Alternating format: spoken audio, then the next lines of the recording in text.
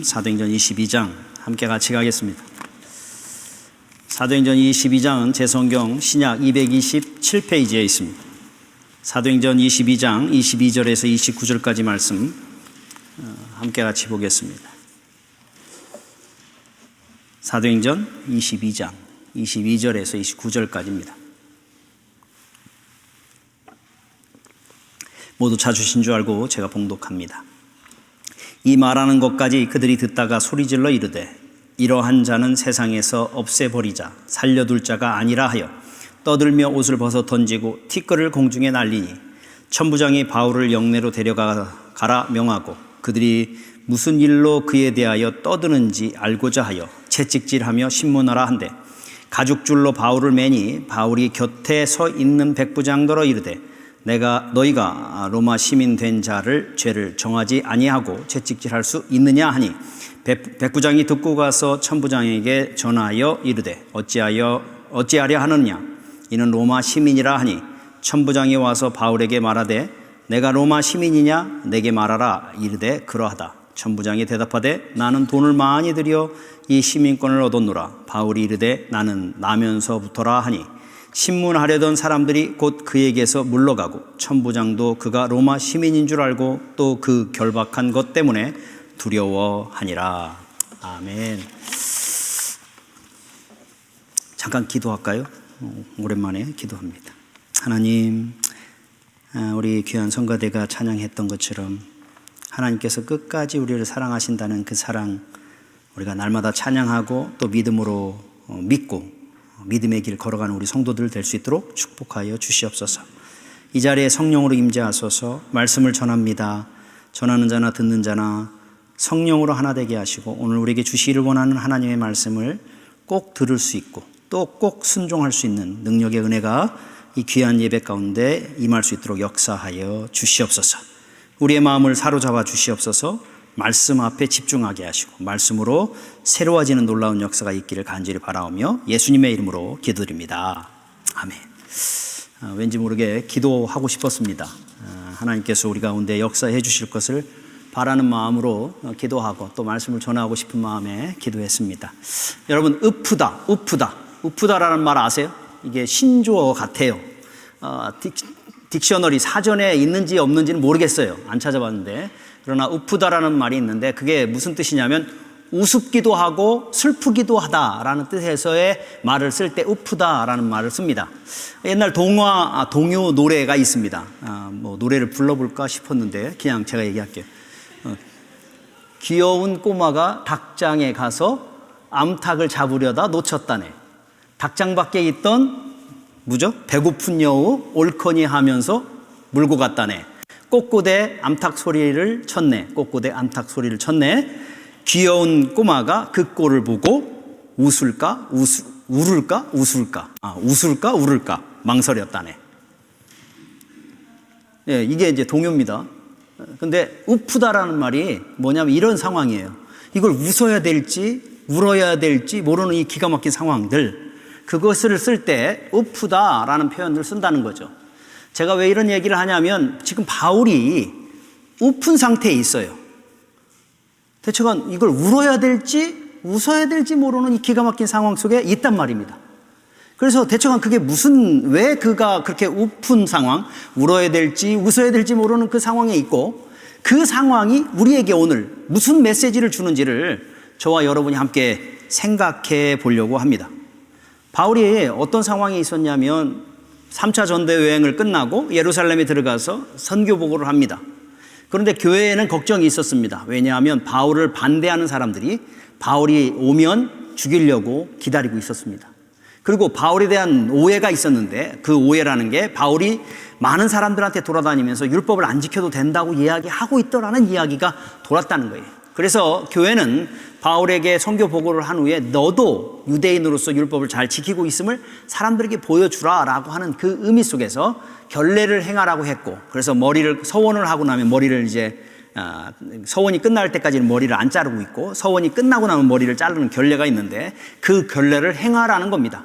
그래서 그는 율법을 지키고 있는 사람인 것을 많은 사람 앞에 보여주기 위해서 그 다 머리를 새롭게 깎는 모습으로 했음에도 불구하고 바울을 적대시하고 바울을 잡고자 하는 사람들은 바울과 함께 이방인이 함께 있었다라는 것을 가지고 올감해서 바울이 이방인을 하나님의 성전에 집어넣었다고 하는 그런 것을 만들고 결국 바울을 죽을 만큼 두드러 패는 그런 기가 막힌 상황에 놓여집니다.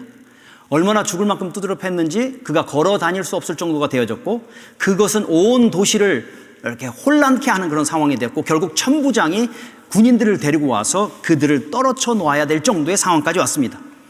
그래서 바울은 층계도 올라갈 수 없는 상황에서 군사들에게 끌려 올라가야 될 만큼 힘겨운 상황에 있었지만 그럼에도 불구하고 바울이 이 기회를 놓치지 않고 그 자기를 두드려 팼던 사람들에게 그리스도의 복음, 내가 왜 이런 일을 해야 되고 이렇게 두드려 맞아가면서도 이런 인생을 살아야 되는지를 다시 변명 아니면 설득하려고 하는 그런 상황까지 놓여지게 되었습니다.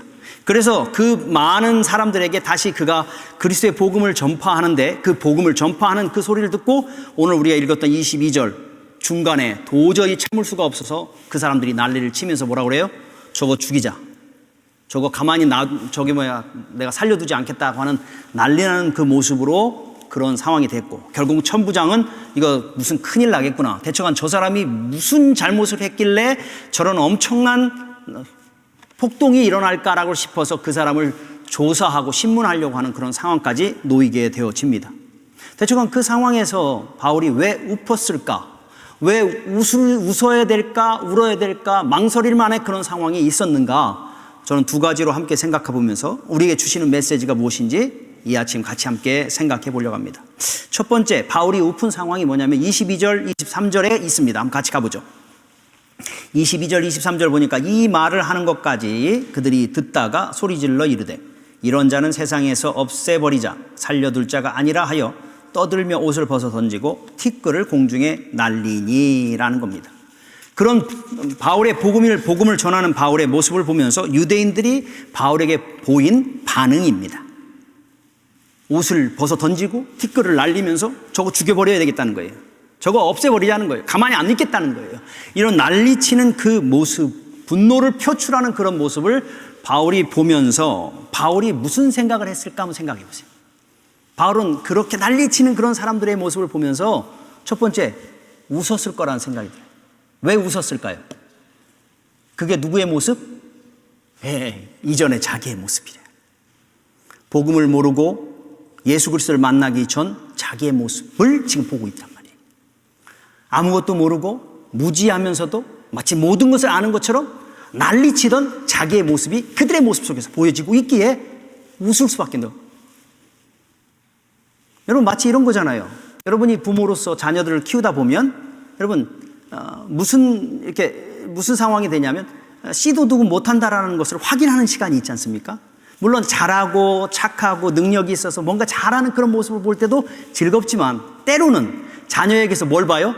내가 보고 싶지 않은 내 모습, 못돼먹은, 고집스러운, 미련한, 잘못된 습관의 모습들을 보면 여러분 어때요?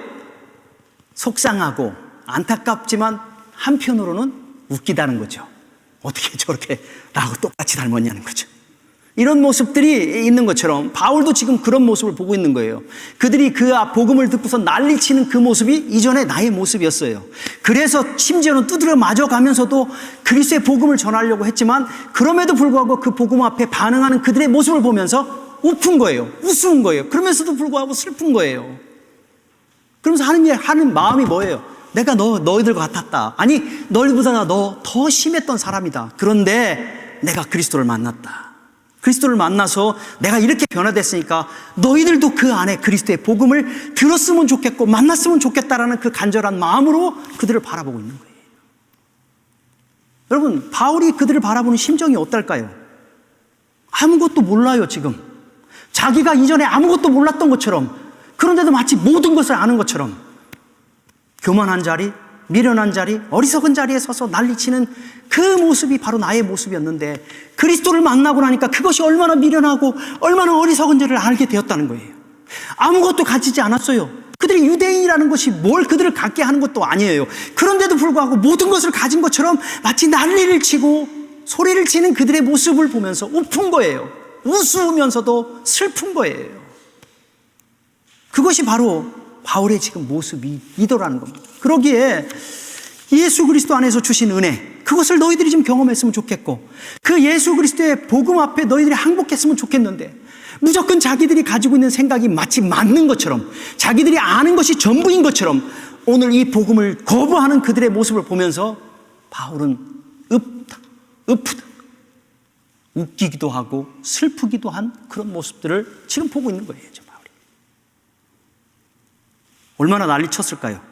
옷을 찢어가며, 옷을 벗어가며, 티끌을 날리고 저거 죽여야 된다고 난리치는 그 모습을 보면서 얼마나 안타까웠을까 하는 것입니다. 그런 우픈 모습이 여러분 그들에게만 있지 않다라는 생각이 들더라고요. 오늘 이 자리에 있는 우리들의 모습 속에도 그 우픈 모습들이 혹시 있는 것은 아닌가라는 생각이 들어요. 그들은 정말 열정이 있었어요. 여러분, 옷을 던져가고 티끌을 날리고 분노를 표출하면서 죽여야 되겠다고 할 정도면 얼마나 열정이 있었습니까? 그런데도 불구하고 그들이 무엇을 위해서 그 열정을 쏟아붓고 있는지를 몰랐던 것처럼 오늘 여러분, 이 귀한 자리에 오신 여러분 무엇 때문에 이 자리에 와 계십니까? 우리 자신들을 한번 생각해 볼 필요가 있더라는 거죠. 이 자리에 오면서도 여전히 우리는 자신의 생각과 자신의 사고와 자기의 신념에 가득 차서, 여러분, 우리 이 자리에 변화됨이 없이 그대로 앉아있는 우리들의 모습을 볼 수 있어요. 그리고 자기가 가지고 있는 자기의 신념에 따라서 행하고 행동하고 말하는 우리의 모습들이 우리 안에도 여전히 있을 수 있습니다. 그럼에도 불구하고 정말로 알아야 될 것, 정말로 깨달아야 될 그 그리스도의 복음 앞에 항복되지 못한 모습으로 서 있을 수도 있더라는 겁니다. 그것이 우리들의 모습이고, 이전 과거의 모습, 복음을 몰랐던, 그럼에도 불구하고 여러분 이 모습으로 그대로 그들처럼 동일한 자리에 앉아 있을 수 있더라는 겁니다. 여러분, 왜 이 자리에 오십니까? 우리 최소한 이 아침에 한번 좀 물어봐요. 내가 왜 이 자리에 올까? 여러분의 신념이, 여러분의 생각이 옳다라는 것을 여러분 주장하고 싶어서 이 자리에 온 사람들 있습니까? 그러지 않기를 바랍니다. 왜냐하면 우리가 이 자리에 온 이유는 뭐예요? 누구에게 항복하고 싶어서? 그리스도 앞에 항복하고 싶어서. 이 자리에 와서 주의 말씀을 듣는 이유는 뭐예요? 그 말씀 앞에 내 삶이 조금이라도 변화되기를 원하는 마음으로 이 자리에 온 거예요. 우리가 이 자리에 온 이유는 뭡니까? 복음으로 항복되어져서 하나님 앞에 우리의 생각, 옛 생각들, 옛 뜻, 옛 사고들을 변화시키고 항복시키고, 나는 죽었습니다, 주님이 내 안에 살아계십니다라는 걸 확인함으로 인해서 조금이라도 주님 닮아가고 싶은 마음에 우리가 오늘도 이 자리에 와 있단 말입니다. 그런데도 불구하고 오늘 이 거룩하고 엄청난 축복의 특권의 자리, 복음을 들을 수 있는 영광의 자리에 있음에도 불구하고 여전히 자기 생각에 가득하고 여전히 자기 주장에 가득한 그 유대인의 모습이 오늘 우리들의 모습이라면, 바울이 오늘 이 자리에 와 있다면 우리의 모습을 보면서 어떨까요? 너의 모습이 옛날 나의 모습이었다 라고 하는 오픈 모습의 이야기가 되지 않을 수 있지 않겠냐는 거예요. 우리 교회는 없습니다만 저 다른 교회에 이렇게 총회 같은 데 가면 이렇게 만나잖아요. 이렇게 얘기 들어보면 그렇습니다. 어떤 분이 교회에 와가지고 훈련을 받겠다고 목사님한테, 그래서 그 목사님에게 2년 3년 훈련을 정말로 열심히 받았다는 거예요.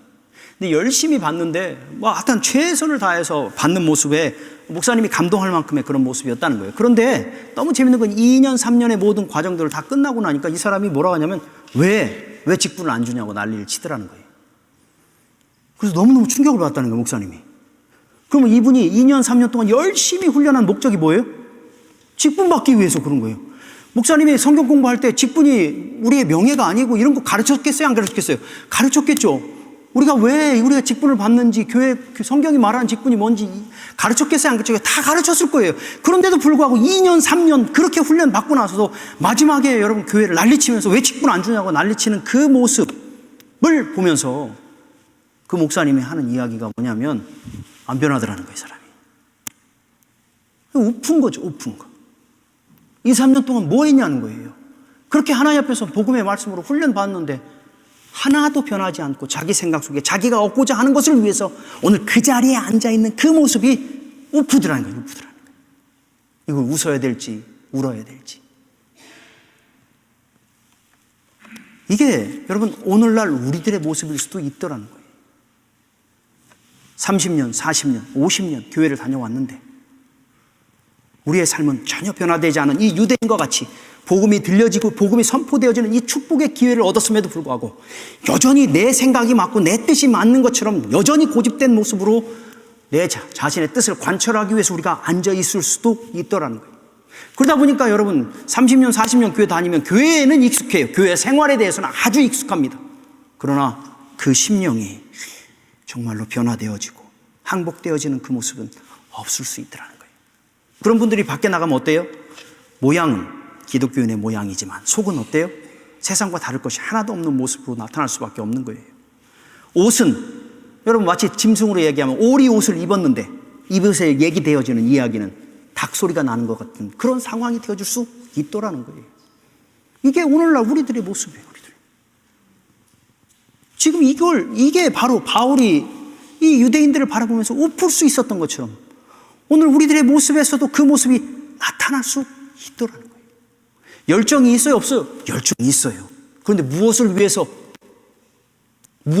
그렇게 열정이 있어요? 퀘스천 마크. 이게 오늘 우리들의 모습일 수도 있더라는 겁니다.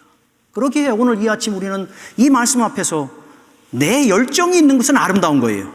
성가대도 하고 부엌에서 일하고 밖에 나가서 열심히 하고 그렇지만 여러분 복음 앞에 정말 항복되어져 가고 있느냐고요.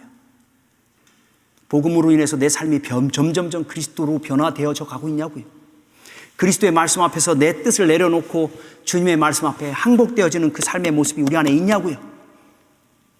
정말로 감사한 건 오늘같이 이 엄청난 날에 주님 앞에 예배하러 온다고 하는 이 자리에 여러분 오신 건 정말 귀중하고 소중한 거.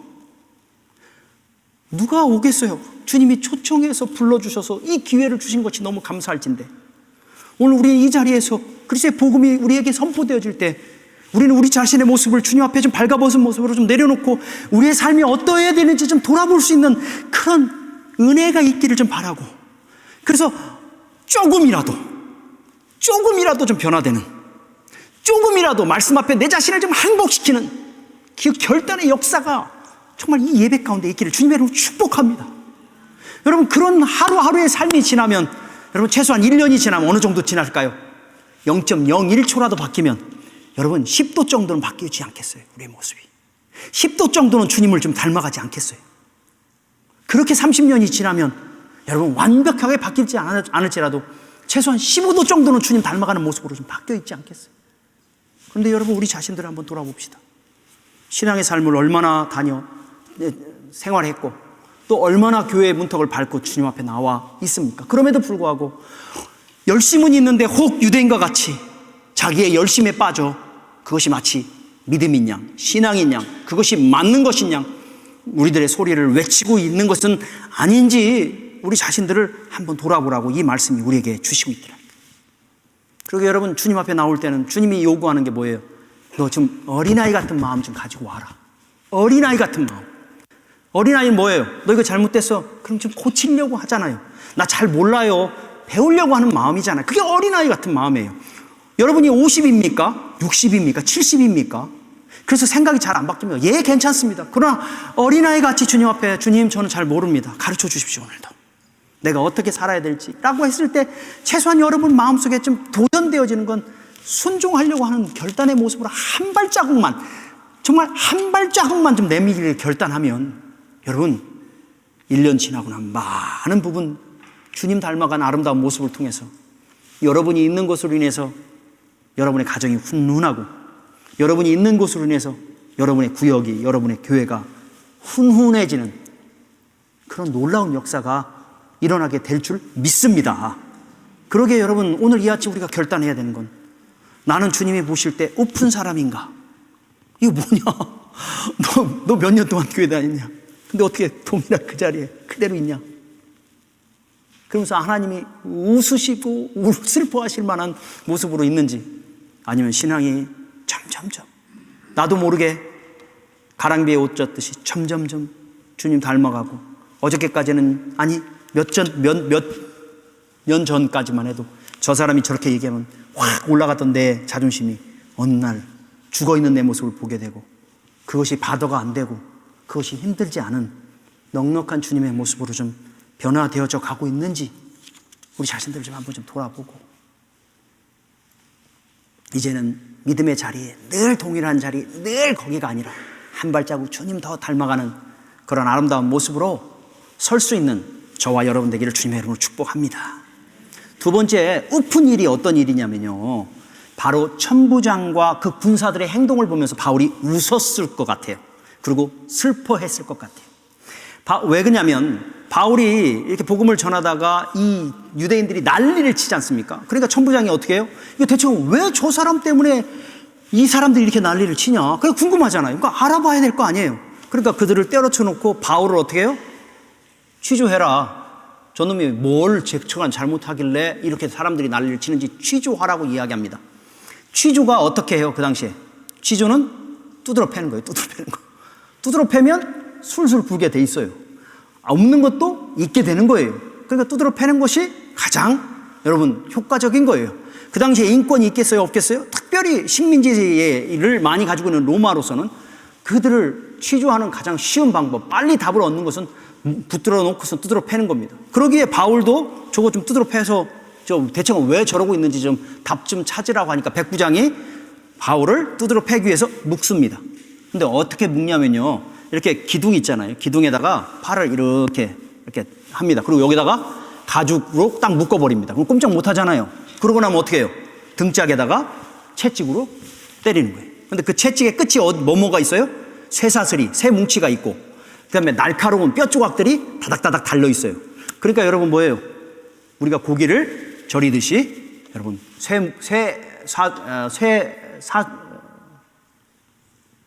왜 갑자기 단어가 잊어버렸죠? 예, 쇠구슬. 쇠구슬로 등을 이렇게 다져놓고, 그 다음에 뼈 조각으로 살을 파내는 그런 일을 하게 되는 거예요. 이런 엄청난 일을 누구도 경험했어요? 우리 예수님도 경험했단 말이에요. 그래서 그렇게 두드려 맞고 나니까 우리 예수님은 십자가를 자기 스스로 도저히 질 수가 없어서 아리마다 요셉에게 대신 지는 그런 기가 막힌 일까지도 있었단 말입니다. 지금 바울의 상황이 지금 그렇습니다. 그렇게 두드려 맞아야 될 상황입니다. 그런데 바울의 지금 컨디션이 어때요? 계단도 올라갈 수 없어서 누군가가 붙잡아줘야 올라갈 만큼의 힘겨운 상황에 있었어요. 워낙 두드려 많이 맞아가지고. 그런데 지금 그렇게 두드려 맞은 몸을 가지고 다시 이 채찍으로 두드려 맞는다면 바울은 살아날까요? 살아나지 못할까요? 살아나지 못할 거라는 느낌을 누가 받아요? 바울이 지금 받고 있는 거예요. 그러니까 여러분, 이 위기의 상황을 어떻게 모면할까 싶은 상황에서 바울이 한 게 뭐예요? 백부장이 자기의 팔을 기둥에다 딱 묶고 있는데 하는 얘기가 오늘 이거예요. 너희들이 로마 시민을 죄도 정치 않고 채찍질하려 하느냐라는 거예요. 그러면서 자기가 로마 시민이라는 것을 이야기했을 때 그 이야기를 들었던 백부장이 뭐예요?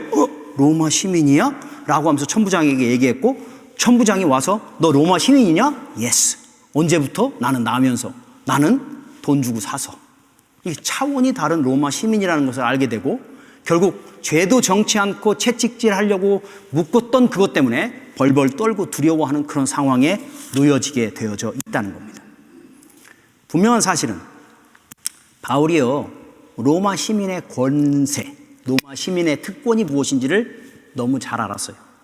성경은 굳이 로마 시민의 특권이 뭐고 권리가 뭐다라는 걸 잘 설명하지 않아요. 그러나 최소한 하나, 죄가 있고 없고를 정하기 전에는 두드러 패거나 묶을 수 없는 것이 로마 시민이 가질 수 있는 권리라는 거예요. 다른 식민지 사람들은 얼마든지 그 사람의 죄가 무엇인지를 알고 싶어서라도 채찍질할 수 있는데, 최소한 로마 시민이라면 그의 죄가 무엇인지 분명하게 드러나기 전까지는 채찍질할 수 없는 이 특권이 로마 시민에게 있다라는 겁니다. 그 로마 시민의 그 권세가 얼마나 큰지를 바울은 알고 있었고, 천부장도 알고 있었고, 모든 사람이 알고 있었기에 로마 시민의 그 권세를 가지고, 그 로마 시민이라는 단어가요, 매 절마다 나와요. 그런 두려움 속에 어찌해야 될지 모르는 그런 상황에 있었단 말입니다. 그런데요, 저는 이 본문을 보면서 바울이 왜 웃었을까? 여러분, 바울이 왜 이렇게 두드려 맞아가면서 있어요? 뭘 전하고 싶어서요? 뭘 전하고 싶어서? 네, 복음이 뭐예요? 로마 시민이 아니라 누구 시민? 하나님의 시민. 하늘나라 시민 되어지는 그 방법을 가르쳐 주고 싶어서 오늘 이렇게 두드려 맞는 거예요. 자기가 전하고자 하는 하나님 나라의 시민 되어짐은 지금 로마 시민이 갖는 권세와는 비교할 수 없을 만큼의 엄청난 것을 바울은 알고 있어요. 그렇죠? 그런데 로마 시민이라는 그 하나 가지고도 벌벌 떨 정도의 상황을 보면서 자기가 전하려고 하는 하나님의 시민 되어짐의 그 권세와 능력을 정말 알고 있는 바울의 입장에서는 웃었을까요? 안 웃었을까요? 웃을 수밖에 없는 거죠. 야, 니네 로마 시민 권세 가지고 이렇게 벌벌 떠냐? 내가 정말 전하고자 하는 하나님 나라의 시민 되어짐은 더 큰 것인데 너희들은 지금 뭐에 관심 있어요? 이 사람이 로마 시민이냐 아니냐에 관심 있어. 근데 바울은 뭐예요? 그보다도 더 큰 하나님 나라의 시민 되어짐을 가르쳐 주려고 하는데도 불구하고 그들은 한 팀은 그걸 거부하고 있고 한 팀은 뭐예요? 그걸 무시하고 있어요. 그걸 볼 때 얼마나 웃기냐고요. 그리고 그걸 볼 때 얼마나 슬프냐고요. 로마 시민의 권세가 얼마나 큰지를 알기 때문에 그들은 어떻게든 간에 로마 시민권을 얻고 싶어서 심지어는 어떻게 했다고요? 많은 돈을 주고 그 시민권을 샀단 말이에요. 그런데 로마 시민권과는 비교할 수 없는 하나님 나라의 시민권은 어떻게 했다고요? 돈으로 살 수 있어요? 없어요? 못 사요. 그럼에도 불구하고 그 하나님의 시민권을 어떻게 주신다고요? 은혜로, 공짜로 주신단 말이에요. 이런 놀라운 축복의 은혜의 시민권을 지금 주고 싶은데도 불구하고 그거에 대해서는 관심이 전혀 없는 그들의 모습을 보면서 바울이 뭐예요? 으프다는 거예요. 으프다는 거예요. 우습기도 하고 슬프다는 거예요. 그러게 바울은 빌립보 감옥에 갇혀 있으면서 빌립보 3장 20절 뭐라고 하냐면 우리의 시민권은 어디에 있어요? 하늘에 있느니라. 우리가 하나님 나라의 시민권이라는 사실을 우리는 인식하고 살아야 된다라고 이야기할 만큼 있어요. 그 하나님 나라의 권세가 어떤 겁니까? 로마 시민으로서는 그런 놀라운 권세가 있지만 여러분 하나님 나라의 시민이 갖는 권세는 뭡니까? 바울은 깨닫는 거죠. 예수 그리스도 안에서 영생이요, 구원이요, 그들이 이룰 수 없는 하나님 나라에 들어가는 이 축복의 특권을 갖는 것이고 그것뿐만 아니라 여러분 하나님 나라의 시민으로서의 그 권세는 하나님 나라의 시민이 되면 누가 책임져요? 누가 책임져줘요? 우리 하나님이 책임져 주신다. 언제까지요? 지금부터 영원까지 책임져 주신다. 이 놀라운 권세가 우리에게 있음을 바울은 알고 있는 거예요. 그래서 그러기에 이 하나님 나라의 시민권을 전하고 싶어서 지금 이렇게 외치는데도 불구하고 그들은 뭐에만 관심 있어요? 로마 시민이냐 아니냐, 이걸 어떻게 해야 되냐에 관심이 있지 하나님 나라 시민 되어짐에 대해서 관심이 없는 그 모습이 바울에게는 슬픈, 그러면서도 웃긴, 우픈 이야기가 되어지더라는 겁니다. 여러분 미국 지금 북한에서 3명이 미국 시민권을 가지고 있던 분들이 폼페이오가 가서 데리고 나왔잖아요. 그리고 대통령 트럼프는 어떻게 했죠? 그 3사람이 오니까 공항까지 가가지고 영접하고 왔어요. 근데 재미난 이야기가 뭔지 아세요? 그분들이 시민권은 가지고 있는데 영어는 잘 못한다는 거예요. 그래서 트럼프가 Are you American? 이렇게 물어볼 정도의 그런 상황이었대요. 그런데도 불구하고 트럼프가 왜 그 사람들을 환영했어요? 시민이니까. 그럼 그걸 통해서 뭘 보여주고 싶었던 거예요? 우리나라 시민권을 가진 사람들은 어느 곳에 있든지 누가 보호해요? 우리나라가 보호한다는 거예요. 내가 보호한다는 거예요. 이거 보여주려고 했던 거 아니에요, 지금. 그래서 베네수엘라에서 이번에도 어저께인가 한 명 또다시 데리고 왔다고 그러더라고요. 그런 걸 통해서 뭐예요? 우리나라 국민은 내가 지킨다는 거예요. 그것처럼 하나님 나라 백성 되어짐의 특권이 뭐예요? 하나님이 지킨다니까요. 악한 자가 만지지도 못하게 한다니까요. 그리고 구원을 내가 시작했으니까 이룬다니까요. 그게 우리 하나님 나라 시민으로서 갖는 하나님 안에서의 특권이란 말입니다. 이 엄청난 특권이 우리에게 있음을 바울은 알고 있기에 그것을 전하고 싶은데 오늘 그것을 듣는 사람들은 그걸 거부하거나 그거에 대한 관심이 없는 모습을 보면서 슬플 수밖에 없더라는 거예요. 그것은 여러분 오늘 그들에게만이 아니라 오늘 이 자리에서도 있을 수 있더라는 거예요. 이 영광의 자리, 이 축복의 자리, 이 하나님 나라 시민으로서의 이 영광과 특권이 무엇인지를 알고 깨닫고 확인하는 이 자리에 오면서도 우리의 관심은 어디 있냐는 거예요. 우리는 무엇에 초점 두고 있냐는 거예요. 그 하나님께서 주시는 풍성한 은혜, 그거에 소망을 두고 있냐고요. 여러분 지금 일이 잘 안 될 수 있잖아요. 그렇지만 주님 앞에서 나와서 우리가 하나님의 시민이고 하나님께서 우리를 책임져 주신다는 사실을 우리가 인식한다면 우리 안에 뭐가 생겨요? 소망이 생기잖아요. 그거 확인하라고 주님이 우리를 불러주셨는데 우리는 뭐에 초점이 두고 있냐는 거예요. 뭐에 관심이 있냐는 거예요. 혹 이들처럼 그저 로마 시민이냐 아니냐, 내가 먹고 사는 문제에 대한 초점이 있고 저 사람이 나를 얼마나 인정해 주냐 아니냐에 온전히 초점을 둔다면 이 자리는 축복의 자리이지만 오픈 자리가 되는 거죠. 뭐하러 왔냐는 거예요. 뭐하러 왔냐는 거예요. 이럴 수 있는 것이 우리 안에 있을 수 있더라는 거예요.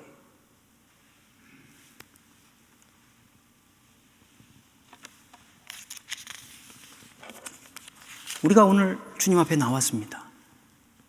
그럼에도 불구하고 우리에게 주신 하나님의 시민으로서의 권세와 특권과 능력이 무엇인지를 우리가 다시 한번 확인하고 이 세상을 살아가면서 내가 하나님의 사람들로서 어떻게 살아가야 될지, 무엇을 붙잡고 살아가야 될지 초점 두기보다는 오늘 우리가 이 세상 것에 그저 관심 가지고 이 세상에서 어떻게 하면 잘 먹고 잘 살까에 초점을 둔다면 우린 여러분 그냥 슬픈 자리에 있을 수밖에 없다는 겁니다.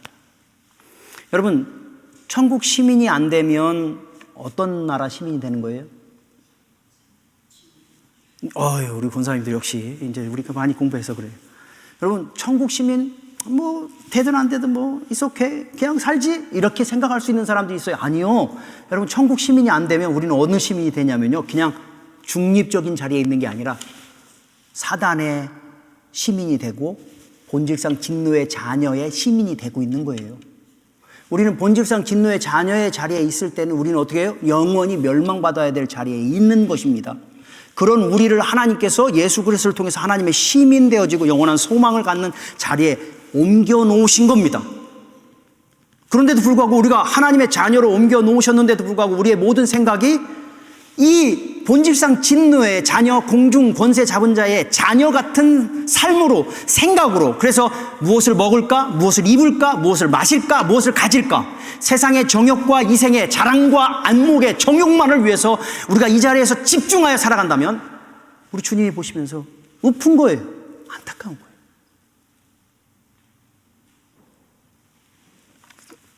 오늘 우리의 삶에서 내가 하나님의 시민으로서 내가 가진 특권과 내가 권리와 권세가 무엇인지 우리가 오늘 이 아침 또다시 한번 확인함으로 인해서 우리의 삶을 살아가는데 내가 어떤 모습으로 하나님의 사람으로 살아가야 될지를 확인하기 위해서 우리가 이 자리에 와 있는데도 불구하고 우리의 관심이 어디에 있는지 다시 한번 우리 자신들을 한번 돌아볼 필요가 있더라는 거예요. 하나님의 자녀, 하나님의 시민으로서 가질 수 있는 특권과 권세가 또 무엇이 있는 줄 아세요? 기도할 수 있는 거. 여러분, 이게 엄청난 권세예요. 여러분이 기도하는 것이 내가 기도하고 싶다고 하고 안 하고 싶다고 해서 안 하는, 이거 아니라 기도할 수 있는 권세는 하나님의 시민만이 가질 수 있는 거예요. 여러분, 미국 시민권자도 아닌데 트럼프한테 내가 도와달라고 할 수 있어요? 할 수는 있겠죠. 그러나 얼마든지 무시될 수 있는 거죠. 그렇지만 내가 미국 시민으로서 있다면 당연히 SOS를 치면 미국에서는 시민을 지켜야 될 책임으로서 반응할 수 있는 거죠. 그것처럼 하나님 앞에 기도할 수 있는 이거 엄청난 특권인 거예요. 또 다른 여러분 특권이 뭔지 아세요? 하나님 나라를 섬길 수 있는 특권. 여러분이 섬길 수 있다고 해서 아무나 섬기는 게 아니에요. 하나님 나라를 섬길 수 있는 것도 하나님의 시민만이 가질 수 있는 특권이라는 겁니다. 무엇보다도 하나님 나라의 시민으로서 가질 수 있는 특권은 우리 참 왕 되신 그 주님께서 우리의 인생을 끝까지 책임져 주실 거라는 거예요. 그래서 성도의 견인이라는 어려운 단어를 쓰는데 그분이 우리의 구원을 시작하셨으니까 구원을 이루기까지 우리를 절대 포기하지 않는다는 그 분명한 소망입니다. 그러기에 오늘 여러분 이 자리에 와서 여러분의 삶에 많은 문제가 있을 거예요. 그리고 어떻게 해결해야 될지 몰라서 힘들어서 이 자리에 왔을 거예요. 여기서 확인받아야 될 게 뭐예요? 하나님, 네, 하나님 자녀입니다. 하나님 시민입니다. 하나님이 나의 인생 책임져 주고 우리 가정을 책임져 준다고 그러는데 내가 주님 앞에 좀 더 집중하고 주님이 원하시는 그 자리에 서서 하나님께서 우리에게 구원을 베푸시는 놀라우신 역사를 나의 인생 속에서 보게 해달라고 우리가 확인하고 우리됨을 또 주님 앞에서 확인하고 세상에 나아가기 위해서 오늘 이 자리에 와 있는 거예요. 그런데 그거에 대한 관심은 없고 우리가 그냥 이 세상 것에만 관심을 두고 이 자리에 와 있다면 우리는 여러분 이 로마의 천부장처럼 백부장처럼 복음을 들을 수 있는 영광의 축복의 자리에 있음에도 불구하고 그저 로마 시민이냐 아니냐에 초점을 둔 슬픈 사람으로서 살아갈 수밖에 없게 되어질 거라는 것입니다. 말씀을 정리합니다. 여러분, 우리는 엄청난 축복의 자리에 와 있어요. 말씀을 이렇게 준비하면서 이 메모리얼 데이 이 중요한 시간이 껴있고 그래서 가족끼리 좋은 여행도 할 수 있는 그런 자리에 우리 성도님들도 혹시 많이 못 올 수 있지 않을까 하는 생각 속에서 이 자리에 이렇게 특별히 마음 먹고 와주시는 것만 해도 참 개인적으로 너무 감사합니다. 정말 감사하더라고요. 오늘 와서 예배 드려주고 또 예배하는 자리에 있다는 거. 그러나 여러분, 큰맘 먹고 와서 와줄 수 있는 자리가 아니에요. 오히려 여러분이 다른 세상 모든 것보다도 더 하나님의 시민이라는 사실, 그리고 하나님 앞에 집중하고 하나님 앞에 설 수 있는 그 자리에 우리가 우리 자신들을 내어놓을 수 있는 그 축복을 우리에게 주신 것을 우리는 오히려 더 감사해야 돼요. 왜요? 이 세상에서 무엇이 중요한지 아는 거잖아요. 어떤 게 우리의 인생에 가장 중요한 것인지를 아는 사람들이에요. 그래서 옛날에 무엇이 중요한디? 그것처럼 우리의 인생에 무엇이 정말 중요한지를 이해한 사람들만이 이 자리에 올 수 있는 거예요. 그런 자리에 우리를 불러주신 것을 우리는 감사해야 돼요. 그렇다면 우리는 이 자리에서 여러분 두 가지, 정말 내가 열심히 달려가는데 내가 무엇을 위해 달려가고 있는지, 나를 부르신 이가 누구인지, 유대인들처럼 열심히 달려가면서도 복음과는 상관없는 모습으로 달려가는 우리들의 모습이라면 우리 주의 말씀 앞에서 다시 한번 우리 자신들을 좀 조정할 수 있는 지혜가 우리 안에 있었으면 좋겠고요. 또 한 가지는 우리가 하나님 나라의 시민이라는 이 특별한 축복의 자리에 있음에도 불구하고 우리의 관심이 어디에 있는가? 하나님 나라가 세워지고 하나님 나라가 다스려지고 하나님의 역사하심을 우리는 관심을 가지고 있는가? 아니면 오늘도 여전히 세상의 자녀들과 같이 세상 것에 초점을 두고 살아가는 삶으로 살아가는지 다시 한번 우리 자신들을 좀 돌아보고 우리의 삶의 방향을 조금이라도 주님이 원하시는 모양으로 좀 변화시키고 세워가는 그 아름다운 역사가 우리의 예배 속에 또 우리의 말씀 속에 있어지기를 주님의 이름으로 축복합니다. 우리 모두 일어나셔서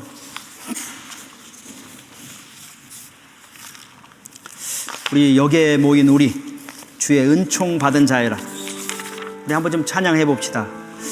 주께서 우리와 함께 하십니다. 그거 확인하고 찬양하고 또 함께 같이 기도하면 좋겠습니다. 여기에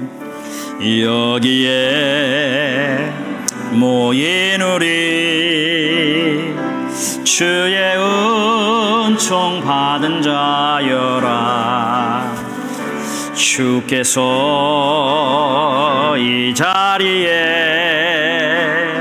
함께 계심을 아노라. 언제나 주님만을 찬양하며 따라가리니 시험을 당할 때도 최후 승리를 믿노라. 아멘. 이 믿음 더욱 굳세라. 주가 지켜주신다. 어두운 밤에도 주의 밝은 빛 인도하여 주신다. 주님이 뜻하신 일, 주님이 뜻하신 일, 헤아리기 어렵더라도 언제나 주 뜻 안에 내가 있음을 아노라. 사랑의 말씀들이 나를